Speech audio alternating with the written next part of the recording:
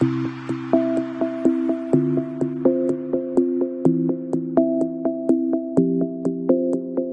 everyone, I'm Jeannie. And I'm Skylar, and welcome to another nurtured conversation. Yes, we're both parents, we're registered dietitians, and we're co-founders of I Am Nurtured. And today we're here chatting about what dad can do in the postpartum period. And this is a time where it seems like mom is carrying all the weight, and there really is so much that dad can do to make this wild time a lot easier and just, really play your part in the family. Yeah. And it does make or break it, for moms who don't have a lot of support, it can be really heavy. And moms who do have the support from dad and, whether it's other family or a doula or anyone else who's coming in to support the family, it really is a game changer. Yeah. Well, it's your, as a dad, it's your first foray into fatherhood. It's true. You've brought home this tiny little human being, and now it's time to come home and support mom. And through supporting mom, you're supporting baby, especially if she's breastfeeding and all these types of things. So, yeah, I think from a nutritional standpoint, by now, if you've been engaged with our previous conversations, you've built some amazing habits. Yes. From boosting your fertility through your Mediterranean diet, supporting mom in her pregnancy, and supporting yourself through her pregnancy, so you can be at your best. So by now, you should have a couple of meals, staple meals you've learned to create, and you should feel very confident where you're at right now, in supporting mom, and continue to do so. But we'll talk about, things you should be doing specifically postpartum. And I think really,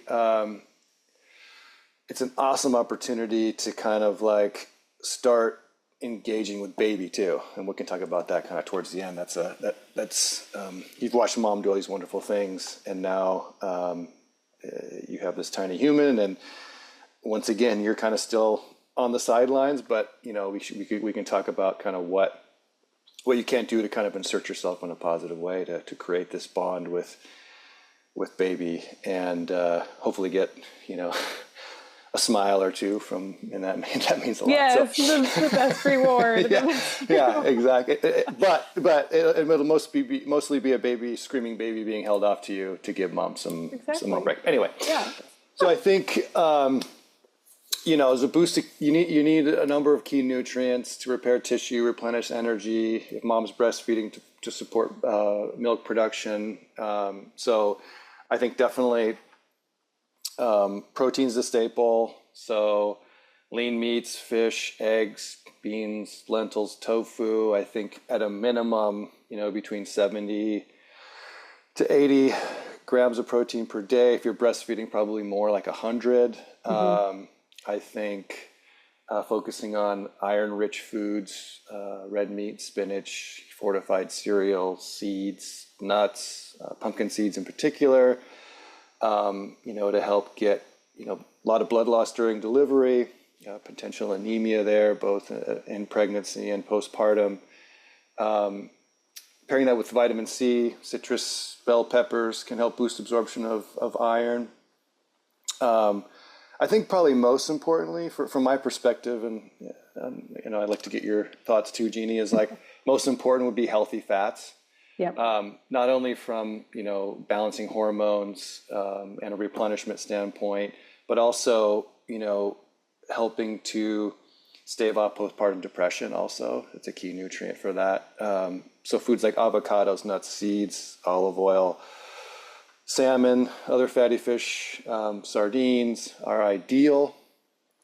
Foods rich in calcium, dairy, Greek yogurts, things like that, leafy greens, vitamin D, most likely supplementing through for vitamin D. High fiber foods, so whole grains, fruits, veggies. Constipation is common postpartum. It can also be, a scary situation right after birth. Yeah. Lots of hydration. Yeah. If you've given birth, you probably know, right? We don't need to talk about it.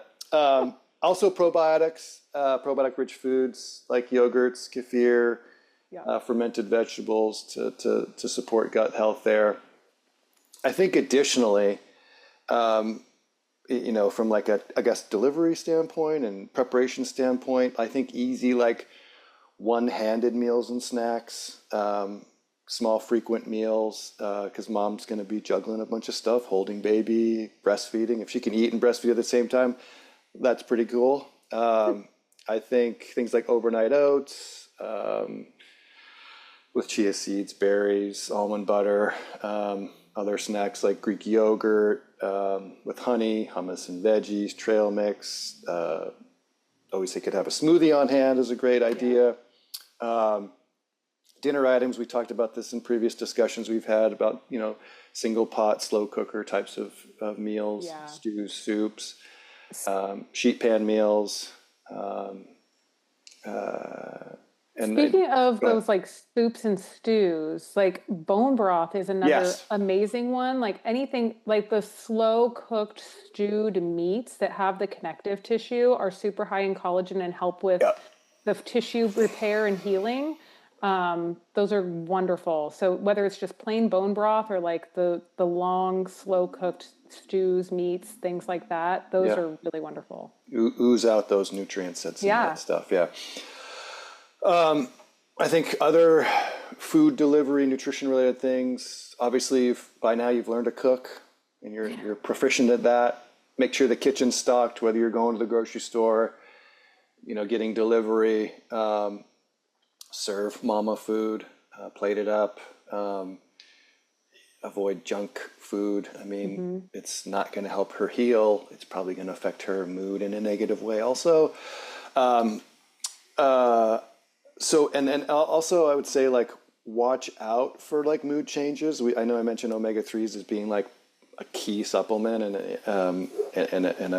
a helpful way to help avoid symptoms of postpartum. So fish, flax seeds, likely supplementation. Probiotics too can help with that, gut brain mood connection. That being through fermented foods or potentially supplementation. And then always check in with mom's preferences. We always want to feed her the best balanced, nourishing stuff, but sometimes she's craving other stuff that may be less desirable, but you still have to kind of honor that, I would say. So if she's nausea, so bland stuff, other dietary restrictions, if she's vegetarian and gluten-free, obviously you're adapting accordingly there. And just recognize that the postpartum appetite can be weird, and be prepared for variety there. Yeah, ravenous also. Sometimes it's what you think is enough is not enough. I remember my mom gave me basically like what was her serving of a sand. She made me an open face sandwich when my son was, maybe a week old. She was trying to help me, and I was like, where's that other piece of bread? Yeah. I was like, what? I'm not trying to lose weight right now. Well, that's another good point, right? Like, because, so that's good that you listen to that, because like, I think there's a lot of cases where the mom wants to lose weight. And so there's like, but you need more calories, especially if you're breastfeeding. So feed mama, it's like if she's breastfeeding, if she's, presumably she's moving around also, and she's burning calories. So don't worry about and it's over nourishing her. Those first, few months postpartum are not the time to be focusing on weight loss. Right. And it's, you can listen to your body. If you're starving, feed it, and especially if you're producing a lot of milk, like your body is going through a lot of nutrients. And just going back to what you said about like keeping an eye on mood, and like omega-3s, vitamin D play a huge role in, supporting your mood balance and hormonal balance postpartum. Also, like dads, pick up our postnatal because it has herbs in it like shatavari, lemon balm. They are so amazing at supporting the sort of natural return to hormonal balance and sort of even keeping the keel a little bit more even, and just really supportive ways. So there is a lot that can go into that, like making sure she's nourished and, in all of the ways are so huge. So hope you took notes on all of those great And that was suggestions. like There's a lot, a but lot of them, but it's yeah, also not terribly different from how it was during right, pregnancy or fertility. There's an extra emphasis on, like you mentioned, iron, mhm, connective tissues, omega-3s, making sure you're really replete so you can have this ideal postpartum recovery, and mom's not stressing about feeding the baby and taking care of the baby right, and taking care of herself, because that is what tends to happen, is like our self-care tends to fall by the wayside because we don't have the bandwidth. right, And when dad goes back to work and it's mom and baby at home, or mom goes back to work, it gets even more complicated. So mhm, being on the team of like, okay, how are both of us helping take care of mom so she can take care of baby and I can pitch in other ways? That's a yeah, beautiful thing. yeah. And I think you bring up the point of like when you go back to work. I think I've heard some like interesting, like it's not anyway, interesting perspectives on paternity leave, and like dad's not taking it for some reason, take it. Like Yeah. it's like the best time. It's like, I think California is like 12 weeks of Yeah. guaranteed to get your job back and 8 weeks of like partial pay or whatever. It's like, man, you pay taxes for this, so use it. Especially, I mean, I'm speaking for California specifically, but I mean, Yeah. you want to be there, like not only to support, to nourish your wife and stuff, but you want to be there to like, I mean, the to be there for the baby. I mean, it's like it's Hmm. such a unique experience, and it's one of a kind. And if you have multiple kids, you should do it for all of them, I would say. Yeah. But You don't get that time you back. don't get that time back. Yeah. Yeah, yeah. So I And think, having a fully present spouse who, yeah, you can take a break and know that like he's not missing out on, work or anything else, and right. you don't have to stress, like that is gold. Canada gives dads a year off, both parents a year off. Yeah, I mean that's like European countries too, I would Yeah, imagine, right? yes. Yeah. So I what mean, to speaking be there for the fourth trimester, mhm, key. You it's know, yeah, arguably the hardest yeah, for on the sure. marriage, on your relationship, on your family life, just Right, on the mom, everyone. right. It is the most trying time of your life. It's tough. Yeah. Exactly. So what are some other specific things that dads can do to support mom, like from a breastfeeding perspective? Yeah, so childbirth, breastfeeding, they dehydrate the body pretty fast. So making sure mom's got a water bottle handy by the bed. I think ideally she's drinking, 3 to 4 liters, 100 to 120 ounces of water per day. I think you can be hydrated in, excuse me, herbal teas. I think if water gets boring, I think electrolytes are great. I think we mentioned bone broth earlier. I think Yeah. that's a great one. I was going to make another point, but high water foods like fruits, vegetables, things like that can help. Mom's needs when she's breastfeeding are increased 300 to 500 calories, and through pregnancy, she slowly increased her daily calories, kind of trimester over trimester. Giving mom like foods high in galactagogues, oats, grains, things like that. So overnight oats, oatmeal cookies with brewer's yeast, another Mm-hmm. good one.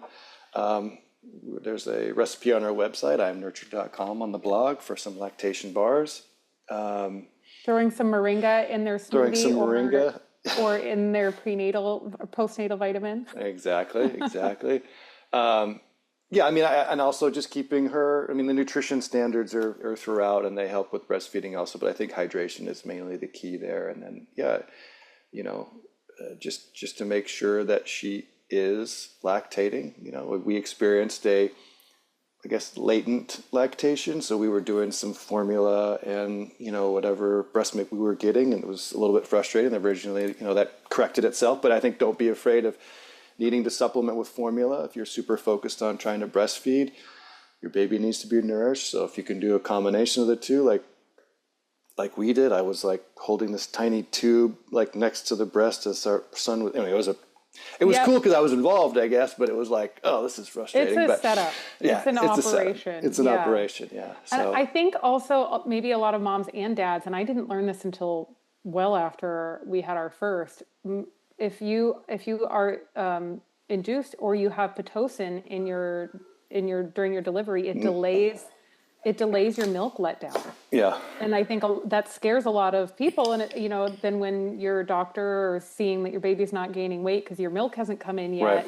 you can hit this point of frustration. So, in that same vein, like if you guys don't have a lactation consultant already on, in the phone ready to go before you gave birth, like dad, do some research and get that lactation consultant over to your house or make an appointment, because it relieves so many of the fears that come up. And moms, we don't have the bandwidth to sit there and do the research on who to talk to and where we need to go. So that's another thing, like just make the phone calls, get the people. yeah, we were experiencing that in the hospital. So we had like the lactation person there like multiple times a day. My wife was very persistent about that because it was such a, it's an important part of the continued fourth trimester experience for mom, is to be able to have that continued connection with babies from being able to breastfeed and nourish baby, because all that stuff that dads are feeding mom is going right to baby through the breast milk. So and exactly, that's a very important point. Like everything, so much of what we consume transfers right to breast milk, and so get the quality in there, and make sure you're continuing a really high quality prenatal, like I am nurtured. Yes, because you really are. Nobody enters into postpartum as replete in nutrients as they were before pregnancy. You have used up pregnancy stores and you need recovery.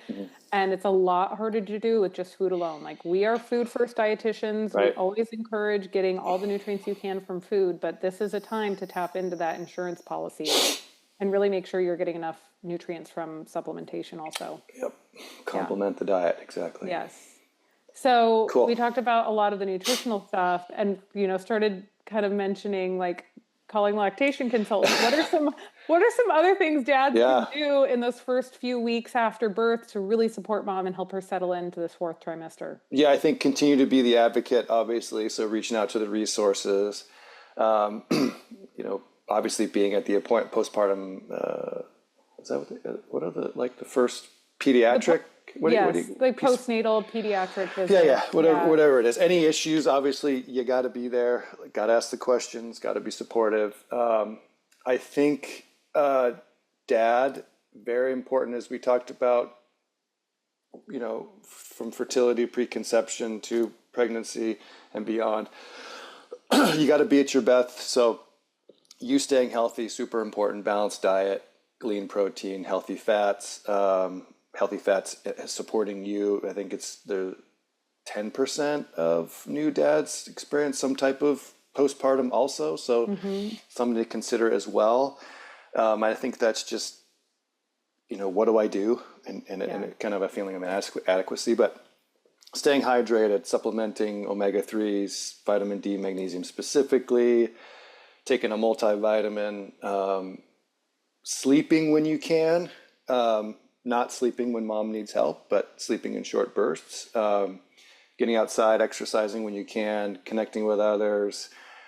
Maybe there's I know we had a friend who just had a baby also. That happened with us, many friends who were having babies at the same time, obviously. I think I bring up like helplessness with dad. I think it's totally normal. Like you've watched mom carry the baby. You've been there. You've held bags. You've cheered her on. Like you've helped prepare them. You built the crib. You've done all this stuff. And I think you kind of get lost, and I think it's okay. But I think there's like a number of things you can do to kind of engage yourself. And I think scheduling like bottle time with baby. I know like you're ideally you want to breastfeed, but man, giving mom a break and getting baby used to the bottle, because eventually baby comes off the bottle. It's a great bonding experience. And that can be breast milk, obviously. So spending that time being able to hold baby and get that connection through feeding, that's like a huge deal. It helps mom out. And it kind of allows baby to be a little bit more dependent on you, which I think is great. I think get good at doing one thing. Be the go-to guy for things like maybe Saturday night overnight shift. Be good at giving the bath. Maybe you're the best burper. So after mom feeds baby, you pick him or her up and you do the burping. Management of the schedule for baby. And then, any other thing around the house, obviously, that just takes because mom's going to have these things on her mind. Like as much as she's like, being a mom for the first time, she's going to have all the logistics. That's just how moms work. Yeah. And, bills being paid, all that kind of stuff. Take it off, and then take it off her plate completely. And then, be there to hold the screaming child. I remember the key memories I have of our son is like the first ones are him just screaming in my face. And it's like, come on. But then the best ones I also have are like holding him and him like smiling and laughing. And it's like, oh yeah, it nullifies all that. Like, but you got to be able to go through that, right? It's like so important. And then I just think in general, like, being present, like, will fill the cup, like will give you satisfaction, as opposed to you like not being there or being at work or things like that. I understand work, people have to work, that's fine. But if you can take the time to be away,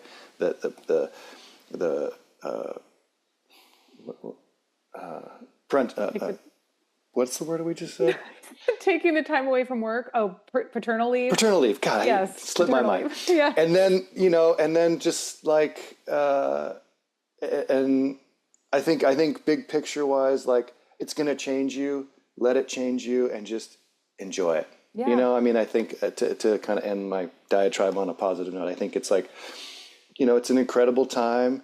And you'd regret not being there for as much as you can. I remember the first day I went back to work, I was like devastated, right? I was like, what am I doing? Thankfully, we have help close by, and that was great and everything. But those I was like, those people can never stand in for me. But anyway, you're just like you take pride in it because the payoff is eventually you have this child that eventually recognizes who you are and smells and loves you just as much as you think it loves mom more than you. But anyway, so no, I love all the things that you said about like taking the screaming baby and also just having those designated jobs. Like I was in the middle of the night feeder, we never did bottle feeds in the middle of the night, but my husband was the designated overnight diaper changer. Yes. And okay. There you go too. Like, so, I fed the baby, then I passed him off. So I never actually had to get out of bed and I kind of could fall back asleep, but he, as tired as he was, like he got those little one-on-one contacts with baby in the middle of the night. Yep. And, the other, I remember same situation, screaming baby, him like sitting holding this baby on the exercise ball, just bouncing until it stopped. Yep. And it's like, what a win, and I was overwhelmed, but he was like, I got it. And wear the baby, like wear the baby. You see a lot more dads now wearing the baby in the carriers, and like, what a cool bonding moment. Like they absorb all of your smells and your senses. That's right. And, like you get to look down at this little fuzzy head and like see their smile. Yep. The bond is so important. Yeah. And like, as much as you think that, they need mom and they prefer mom, like sure, like mom's their food source, but like that's the only reason they love mom more than you. they certainly attach to dad, and your presence makes a difference, like a world of difference in the whole family. So get in there. I think get in there. I think the skin to skin thing, I think that's a big deal. And I think that like helps improve like baby's breathing, helps them fall back asleep, helps like I think that stabilized their heart rate is one thing I Yeah. read at one point. I mean, it's like, and it's your bonding time. I think, you know, the babies recognize for sure, but it's but the screaming baby thing, it'll demoralize you. It's Oh, like, for sure. anyway, this little thing hates me. The breakthroughs are amazing. The Yeah, breakthroughs yeah, I are know, worth yeah, all the yeah. screams. No, absolutely, absolutely. And it's just so it's like the loudest, most anyway. Yeah. Anyway, I there's had a nothing friend pleasant about it. recommend earplugs. Like, Yeah, you know, just put the earplugs in and let it go, because yeah, at a certain point, you know, if they're fed and they've got a clean diaper and you're holding them, there's not a whole lot you can be that's right. doing other That's than right. just sitting there and holding them. So All earplugs. Okay, on that right. note, Well, I think that's that's a it. lot of information. Hope you got out your notepads, dads, and let us know if you have more questions regarding postpartum and how dads can get in there. Yes, get in there. If you have any concerns, want to talk about anything, have a suggestion for us to discuss, hello@iamnurtured.com. And yeah, thanks for listening. Thanks for watching.